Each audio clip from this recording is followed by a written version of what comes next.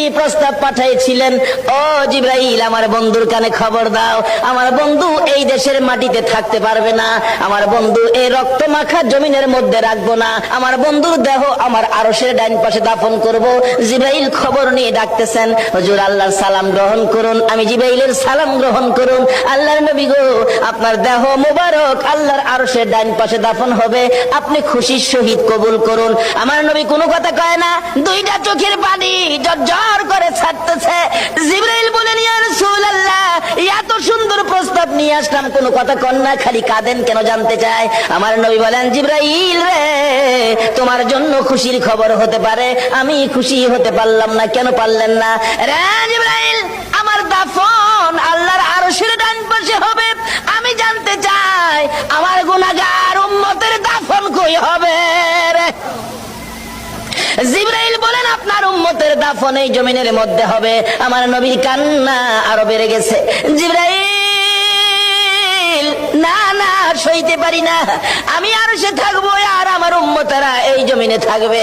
আমার মন মানে না, প্রস্তাব আমি রাখবো না। আমার পক্ষ থেকে একটা প্রস্তাব আমার প্রভুর দরবারে তুলে ধরো। জিবরাইল রে, আমার গুনাহগার এতিম উম্মতেরা যেই জমিনে থাকবে, আমি নবী আর সে যাব না রে, আমি আমার গুনাহগার উম্মতের পাশে সেই জমিনের মধ্যে শুয়ে থাকবো। আরে দয়ালো নবী, প্রেমের ছবি আর আসবে না জগতে, আমার দয়ালো নবী, প্রেমের ছবি আর আসবে না। হাসর দিনে উম্মত বিনে, হাসর দিনে উম্মত বিনে যাবে না নবীজি বেহেশতে, দয়ালো নবী, প্রেমের ছবি আর আসবে না জগতে আমার। প্রতিদিন যে পিঁপড়াকে পায়ের নিচে পিষে চলে যায়, আপনি কি জানেন তারা মাটির নিচে এমন এক গোপন সাম্রাজ্য চালিয়ে যাচ্ছে যার টেকনোলজি আর আর্কিটেকচার দেখলে পৃথিবীর বড় বড় ইঞ্জিনিয়াররাও থমকে যাবে? মানুষের কোটি বছর আগে এরা আবিষ্কার করেছে কৃষিকাজ, তৈরি করেছে ট্রাফিক জ্যাম ছাড়া হাইওয়ে, আর গড়ে তুলেছে কোটি কোটি বাসিন্দার আন্ডারগ্রাউন্ড মেগা সিটি।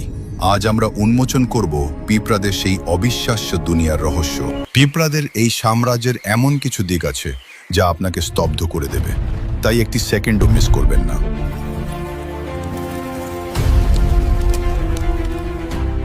পিঁপড়ারা কিন্তু একা কোনো জীব নয়, এরা হলো একটা সুপার অর্গানিজম, অর্থাৎ পুরো কলোনি মিলে যেন একটা বিশাল শরীর, আর প্রতিটি পিঁপড়া তার এক একটি কোষ। এই সাম্রাজ্যের শীর্ষে আছেন রানী পিঁপড়া। সে কোনো শাসন করে না, তার একমাত্র কাজ কলোনির বংশবৃদ্ধি করা। এরা এক একজন 30 বছর পর্যন্ত বাঁচতে পারে, আর বাকি সব কাজ করে কর্মী পিঁপড়ারা, যারা সবাই কিন্তু বন্ধা নারী। বাসা বানানো, খাবার খোঁজা থেকে শুরু করে যুদ্ধ করা, সব দায়িত্ব এদের কাঁধে। আর পুরুষ পিঁপড়াদের কাজ শুধু রানীর সাথে প্রজনন করা, যার পরেই তারা মারা যায়। এবার আসা যাক এদের সিভিল ইঞ্জিনিয়ারিংয়ে। মাটির নিচে এদের তৈরি বাসাগুলো কোনো সাধারণ গর্ত নয়, এগুলো এক একটা বহুতল ভবন। বিজ্ঞানীদের আবিষ্কৃত একটি পরিত্যক্ত পিঁপড়ার কলোনি দেখা গেছে প্রায় 400 বর্গফুট এলাকা জুড়ে ছড়ানো, যা বানাতে এরা প্রায় 40 টন মাটি সরিয়েছিল।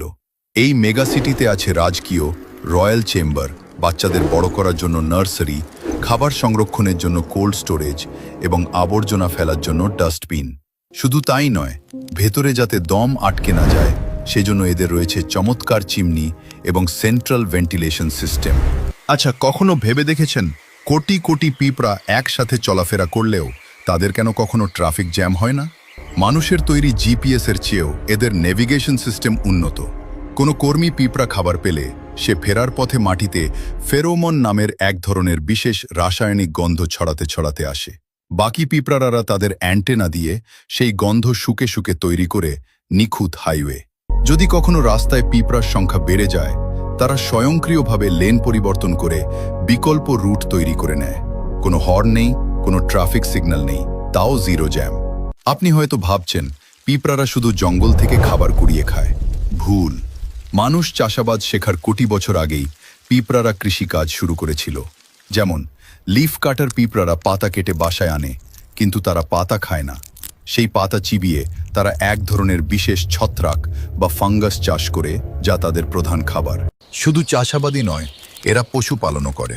অ্যাফিড নামের ছোট পোকাদের এরা গোয়ালের গরুর মতো লালন পালন করে।